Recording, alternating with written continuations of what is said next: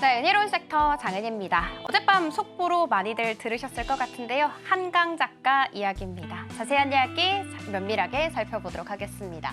한강 작가가 국내에서는 당연 최초고요. 아시아 여성 최초로 노벨 문학상을 수상을 하게 됐습니다. 사실 그동안 고은 시인이라든지 황석영 작가라든지 많은 유명인들이 거론되긴 했습니다만 고배를 마신 바가 있었죠. 그래서 많은 사람들은 우리나라는 언어적 한계, 소재적인 한계, 그리고 국적의 한계로 인해서 노벨 문학상은 글렀다 생각을 하고 있었습니다. 이러던 찰나, 그러니까 상대적으로 주목도가 상당히 떨어져 있는 찰나에 이런 문학 소식까지 전해졌다 보니까 아무래도 큰 반향이 일어날 수밖에 없는데요. 보이시는 것처럼 온라인 서점이 일제히 마비가 되는 상황, 그리고 베스트셀러 당연히 석권했습니다. 1위부터 9위까지 모조리 다 한강 작가의 작품인 것으로 나타났고요. 평소보다 주문량이 무려 451배나 폭증한 것으로 나타났습니다. 이로 인해서 당연히 출판 관련 종목들이 큰 폭으로 움직임 보여주고 있는데요. 한스예스24홀딩스, 예스24, 예림당은 상한가 안착 후 풀리지 않은 채 거래가 되고 있는 상황입니다. 물 들어올 때 노를 잘 저어야겠죠. 바로 창비 이야기인데요. 출판사 창비는 노벨상 에디션을 검토 중에 있다라고 이야기했습니다. 그렇지만 창비는 사실 상장사가 아니죠. 그래서 출판 물류를 담당하고 있는 다산 네트워크스와 같은 종목들이 두 자릿수 급등세를 보이기도 했습니다. 한강 작가의 대표작 2개를 꼽아라 한다면 소년이 온다, 그리고 채식주의자를 꼽을 수가 있겠죠. 그리고 이 2권을 모조리 다 전자책으로 공급을 하고 있는 리디라는 기업도 역시 주목받고 있지만 상장사가 아닙니다. 그래서 리디의 투자사인 컴퍼니 K가 20% 넘는 고공행진을 이어가기도 했습니다. 그리고 당연히 K 콘텐츠까지도 주목을 받을 수밖에 없겠죠.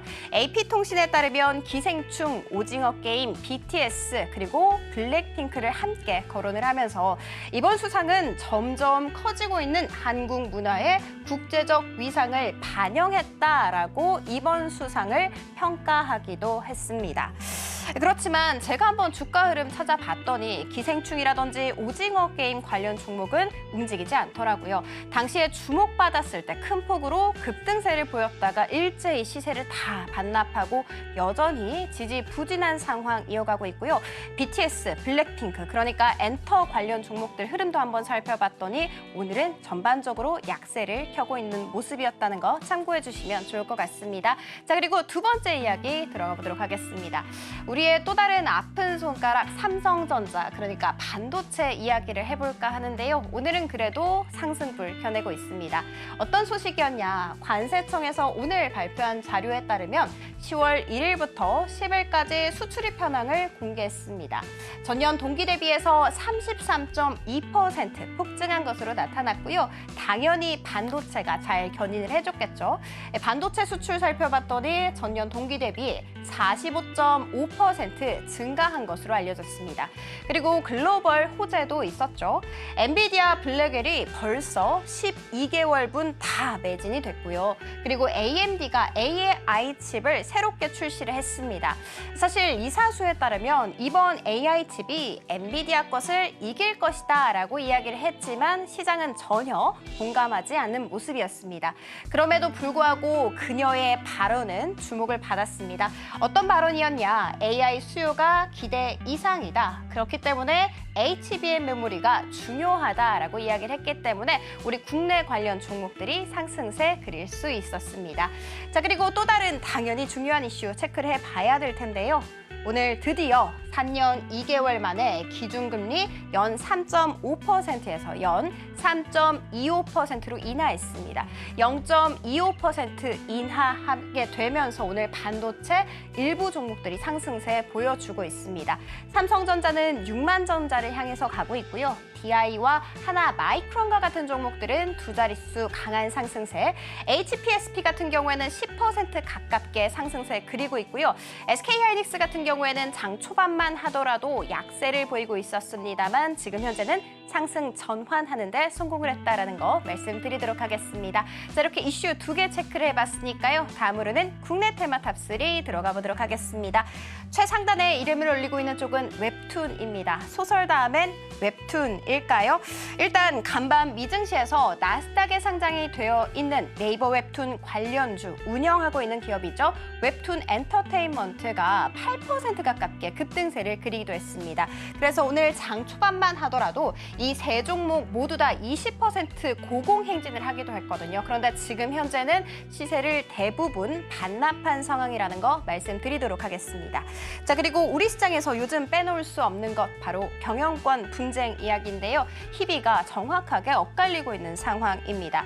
티웨이홀딩스 같은 경우에는 한때 상한가, 예림당은 여전히 앞서 살펴본 이슈로 지금도 상한가 풀리지 않은 채 거래가 되고 있고요. 반면에 영풍정밀과 같은 종목들은 10% 가깝게 내림세 보이고 있고 티웨이 항공 역시도 7% 넘는 약세를 보이고 있다는 거 말씀드리도록 하겠습니다. 또 다르게 희비가 엇갈리고 있는 쪽 바로 제약바이오도 함께 살펴보도록 하겠습니다. 비만 치료제 일부 종목들이 여전히 시세를 유지하고 있습니다. 올릭스와 같은 종목들은 벌써 6거래일 연속해서 양봉을 켜내면서 오늘 장중한 때 20% 넘는 고공행진을 이어가기도 했고요. 아파모사이언스 같은 경우에는 이제 비만 치료제 관련주로 엮일 것 같습니다. 왜냐하면 파트너십을 맺고 비만 치료제 분석 사업을 확대하겠다라는 이야기 속에 오늘 한때 상한가 터치하는 움직임 보여주기도 했습니다. 반면에 유통사라고 할 수 있는 블루엠텍 요즘 시세가 굉장히 좋은 바가 있었는데 오늘은 5% 넘는 내림세를 걷고 있다는 거 말씀드리도록 할게요. 그리고 오늘 HLB 그룹 주 일제히 약세를 보이고 있는 상황인데요. 리보세라닙 너무나도 기다렸지만 FDA 승인 여부가 내년이 돼야 한다고 합니다. 그러니까 지연이 됐다라는 소식 속에 오늘 큰 폭으로 약세 보이고 있고요. HLB와 HLB 제약 같은 경우에는 무려 2자릿수 약세 보이고 있다는 거 말씀드리도록 하겠습니다. 은혜로운 섹터 장은이었습니다.